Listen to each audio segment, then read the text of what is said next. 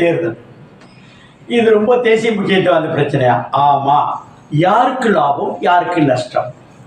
ஒத்து பார்த்தீங்கன்னா இது அதாவது அதிமுக வந்து சில சமயம் ஆதரிக்கும், திமுக சில சமயம் ஆதரிக்கும். இன்னொரு என்னன்னா, நம்புவதற்கு அல்லது யோசிக்க தவிர்க்கிறார்களா இல்லை தடுக்கிறார்களா என்பது தெரியவில்லை. ஆனால் உண்மை என்பதை புரிந்து கொள்ள வேண்டும்.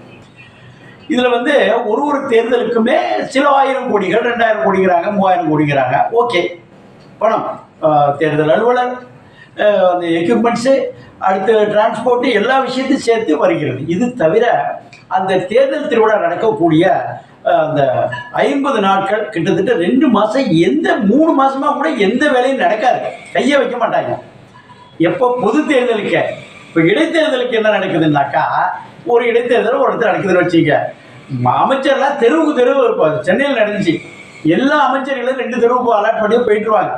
இதில் அந்த ஃபண்டு கலெக்ட் பண்ணுறது, ஃபண்டை டிஸ்ட்ரிபியூட் பண்ணுறது, அப்புறம் அடுத்தாப்புல என்னென்ன கோரிக்கைகள் வைக்கிறாங்கன்னு பார்த்தீங்கன்னா, இப்போ இங்கிலாந்து பாராளுமன்றத்தில் 3 தடவைக்கு மேலே இடைத்தேர்தலில் தோற்றுவிட்டால் அந்த கட்சி வந்து பதவியில் இருக்கிறதுக்கு இறங்கணுமா, ஸ்டெப் டவுன் ஆகணுமா, மரபுப்படி, சட்டப்படி இல்லை மரபுப்படி. அதை சிதம்பரம் சில இடங்களில் சொல்லியிருக்கிறார்.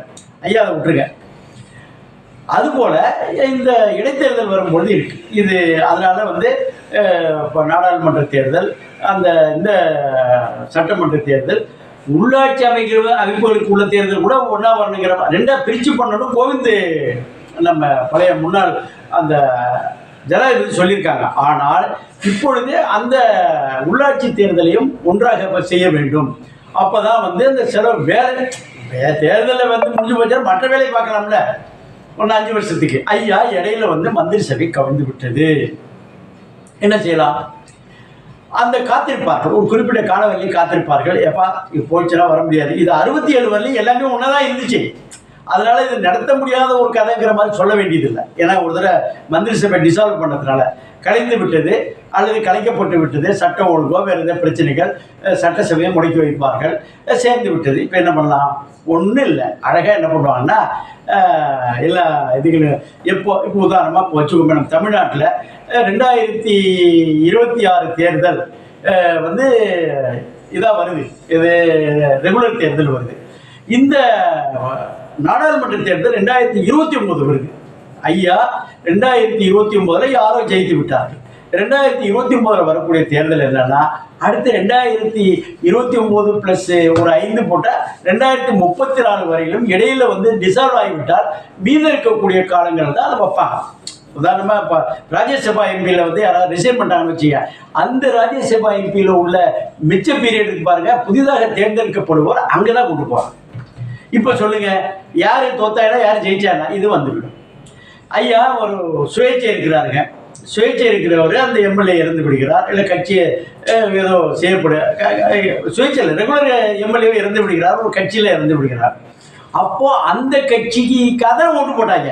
மிச்சம் உள்ள காலத்துக்கு தேர்தல் வைக்காமல் அந்த கட்சிக்கு அதை அலாட் பண்ணிவிட வேண்டும். யார்? அந்த தேர்தல் ஆணையம். அந்த மிச்சம் இருக்க 2 வருஷத்துக்கு முந்தி வந்து இறந்து விட்டார், அவர் நீங்களே விளக்கிட்டீங்க, அதனால அந்த நீங்களே பண்ணுங்க, ஏன்னா உங்களுக்கு ஓட்டு போடுறது அந்த பீரியடுக்கு அதான் பண்ணணும்னு செய்து விடுவார்கள்.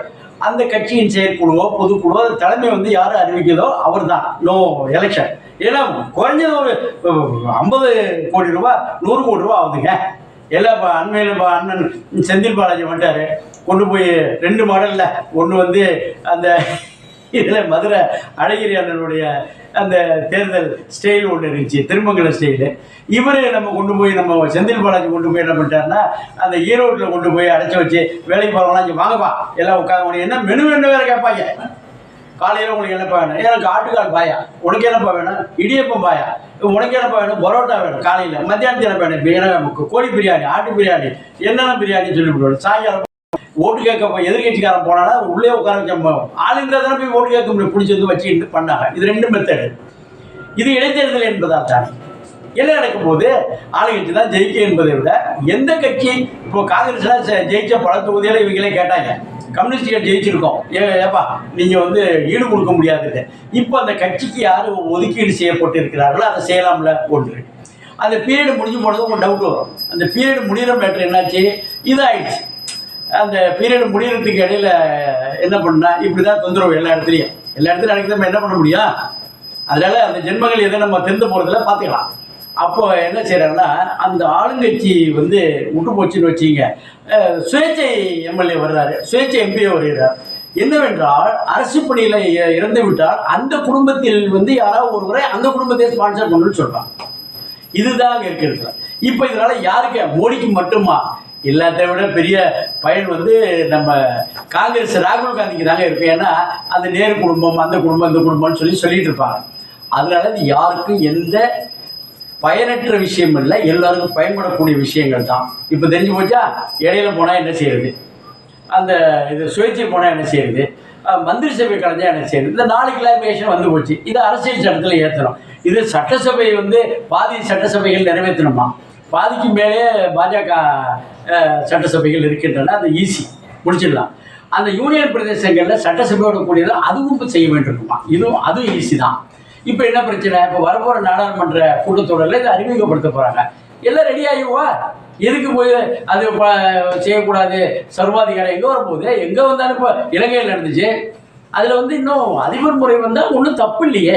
ஒரே நாடு ஒரே தேர்தல், அதோட நேரடி தேர்தல் வந்துவிட்டால் அகில இந்திய அளவில் புகழ்பெற்ற நிதிஷ்குமார் நேரடியாக போட்டிடலாம், மம்தா பானர்ஜி நேரடியாக பிரைம் மினிஸ்டர் ஸ்டேட்டாக போடலாம், அரவிந்த் கெஜ்ரிவால் போடலாம். அது மாதிரி நிறைய கேண்டிடேட். இப்போ அண்மையில் இலங்கையில் நேரடி தேர்தலில் 29 பேர் எல்லாருக்கும் அறிமுகமானவர்கள் அவரே பண்ணலாம், சந்திரபாபு நாயுடும் பண்ணலாம். இப்படி நிறைய பேர் ஸ்டேட்டாக பண்ணலாம். என்ன வந்துடும் போது வரிசையாக 1வது ஓட்டு 2வது ஓட்டு பண்ணால் ஓட்டு தானே போட முடியும். ஆனால் ஒன்று சொல்லிக்கலாம், என்ன வச்சு நம்ம ஜெயிக்காட்டினான்னு வச்சுக்க, ஓட்டு மிஷினில் மாற்றி விட்டாங்க, அதில் வந்து பண்ணிட்டாங்கன்னு. ஏன் பேப்பர் வச்சாலும் பண்ண முடியும். ஏன்னா 72 அப்படி தான் பண்ணும்போது செஞ்சாங்க. என்னென்னா, நம்ம அந்த காட்டாமணை இருக்கு பாருங்க, அந்த செடியோடைய அந்த பாலை எடுத்து ஹீட் பண்ணோம்னா அது எடுத்து வரும். ஏன் ஃபோட்டோ பேப்பர்ஸ் இருக்குல்ல, ஃபோட்டோ இருக்குல்ல, அந்த ஃபோட்டோவில் புரோமைட் பேப்பர்னு ஒன்று இருக்கும், அதுலேயும் மாற்ற வேண்டும் என்று நினைத்தால் மாற்றலாம்.